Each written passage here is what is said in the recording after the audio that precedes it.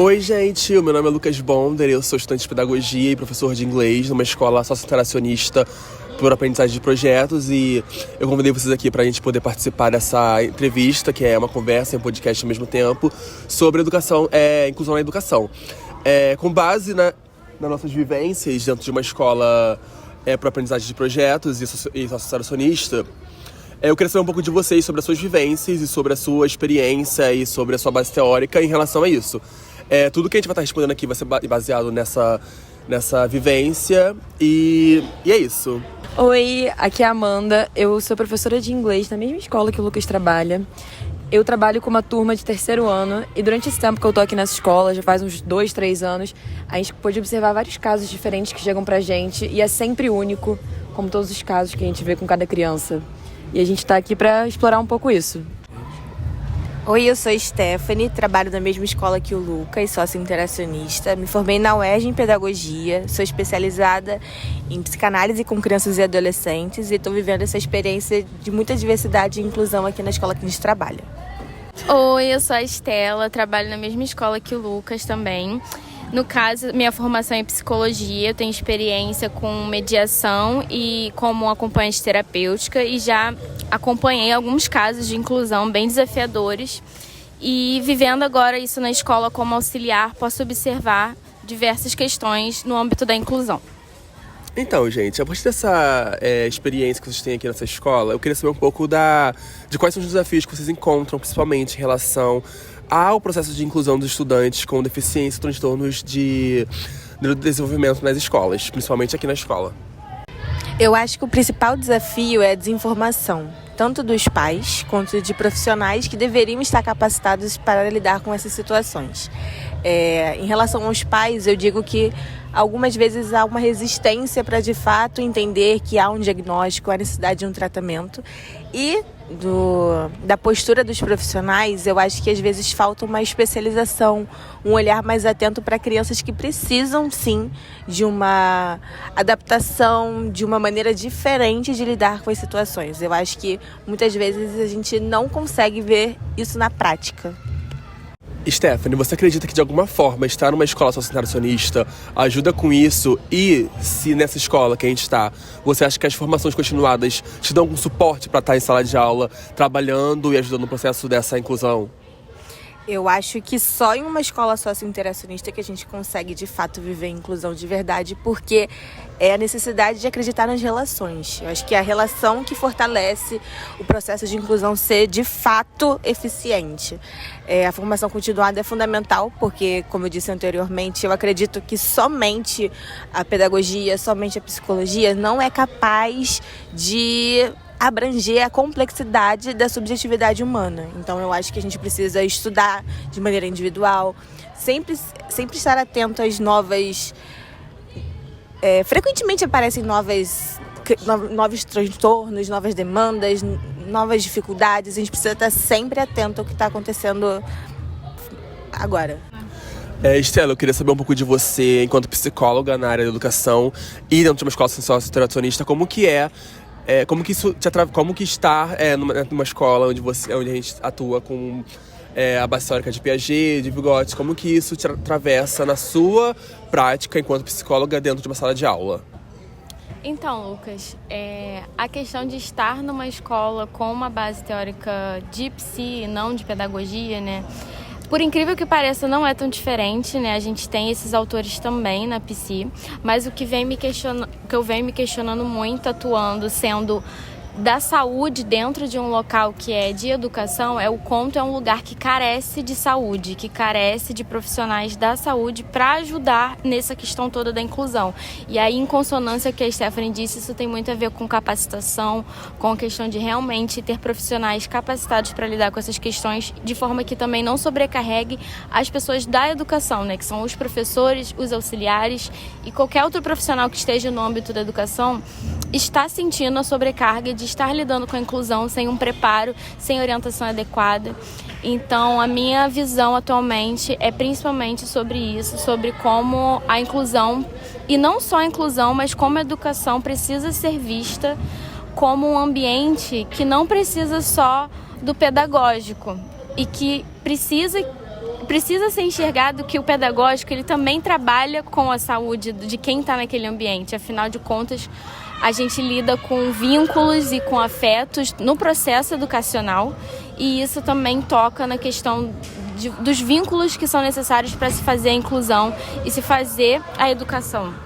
Amanda, e para você, enquanto professora de inglês, como que é trabalhar a questão da inclusão dentro da sala de aula, tendo que estimular e abordar uma outra língua, uma segunda língua que eles estão aprendendo, que eles são crianças, e como que isso te atravessa dessa forma? Então, Lucas, eu acho que da minha posição, que é um pouco diferente, acaba sendo da Stephanie, da Estela, a gente está ensinando uma segunda língua. E eu sinto que o que mais me pega na questão da inclusão seria a questão de um suporte que a gente não tem, às vezes de um recurso que falta pra gente. A gente está sempre tendo que criar os nossos próprios recursos, ter que achar o nosso próprio jeito de tocar essas crianças, de conseguir trazer para elas uma coisa diferente, que é um recurso que não vem pra gente através do suporte gestacional. Estela, eu queria te perguntar em relação à sala de recursos. Aqui nós somos uma escola privilegiada, particular, e nós não temos uma sala de recurso. Embora a gente não tenha essa sala, a gente tem em sala de aula muitos dos componentes que são necessários para uma sala de recurso.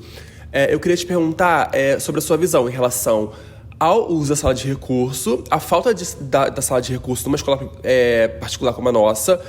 Se você acha que ter esses recursos em sala de aula, eles são suficientes para dar suporte às crianças, e enfim, qual que é a sua relação com isso? Se você acha que é inclusão, se isso é exclusão, se isso é integração, como que você vê esse tipo de formato, o uso dessa sala de aula e a necessidade de sala de recursos?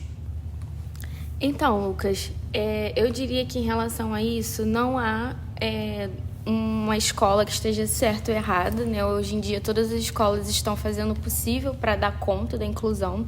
Entretanto, eu acho válido, sim, a existência das salas de recurso para momentos que a criança de inclusão ela possa ter mais privacidade em situações de crise, para situações em que a sala de aula está desregulando as crianças e que são necessárias, às vezes, realmente retirar ela do grupo para que a gente consiga construir ali algum trabalho, alguma atividade que em grupo não está sendo possível naquele momento específico, mas que a sala de recurso não se torne uma sala onde as crianças de inclusão estão sendo excluídas. Aquilo ali tem que ser pontual e depois elas devem se retornar ao grupo.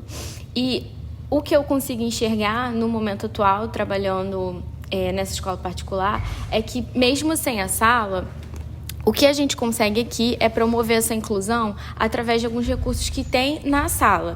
E aí existem os desafios nisso, de trabalhar ali com o grupo e com a criança de inclusão ao mesmo tempo. Porém, aqui a gente tem assistentes em todas as salas, então isso já é uma ajuda, porque o professor não tem que lidar com isso sozinho, né? As auxiliares conseguem fazer um pouco essa função da inclusão junto com a assistência, né, de sala de aula. Então a gente consegue focar um pouco mais ali nas crianças que têm algum diagnóstico, que têm mais demandas e ao mesmo tempo elaborar materiais caso seja necessário. Além de que a gente conta realmente com muitos materiais que a escola disponibiliza que, se for necessários utilizar em sala de aula, a gente consegue. Então, eu diria que a conclusão é que a educação ainda carece, em todos os âmbitos, tanto no privado quanto no público, de uma assistência mais plena, né? Que essas salas de recurso do município não se tornem uma exclusão para as crianças, mas também que as escolas entendam a necessidade de equilíbrio entre as ferramentas que a gente tem de inclusão. Estela, e considerando tudo isso que a gente trocou aqui, que tipo de estratégia ou prática você considera mais eficaz para promover e garantir a participação real desses alunos no ambiente escolar? Então, eu diria que as estratégias e práticas que a gente tem quando está trabalhando com inclusão primeiramente de tudo, entender que cada criança vai ter sua subjetividade. Então, mesmo que existam 3 crianças na mesma sala com o mesmo diagnóstico, entender que cada uma vai ter sua particularidade, sua forma de aprender, sua forma de lidar com o social. Então, a gente tem que ter o olhar muito atento, a escuta muito atenta, as necessidades que aquela criança tem, né, tanto no aprendizado quanto na vivência escolar. A gente ser atencioso ao que funciona com cada criança e o que funciona naquele ambiente e conseguir, assim, planejar e formar atividades, planejar estratégias mesmo que vão possibilitar que aquele aluno alcance o máximo que ele puder no nível que ele está, na turma, né, que está. Porque nem sempre vai alcançar igual aos outros, mas vai alcançar da maneira que ele consegue, que a criança consegue, de acordo com o que a gente conseguir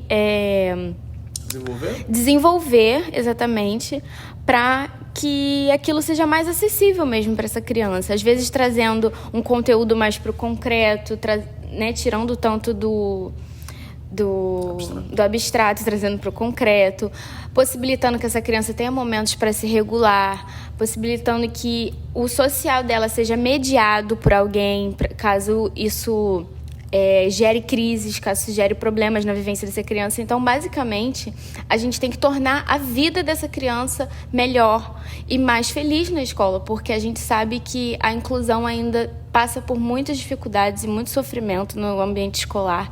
Então, a gente tem o papel de facilitar essa vivência para esses alunos de inclusão. Stella, foi um prazer receber você aqui. Muito obrigado. Obrigada, foi uma honra participar. Obrigado, Stephanie, por ter participado aqui com a gente. Obrigada, eu amei a oportunidade. Obrigado, Amanda, por ter participado do nosso podcast. Eu que agradeço, foi um prazer, Lucas. É isso aí, galera. Tchau!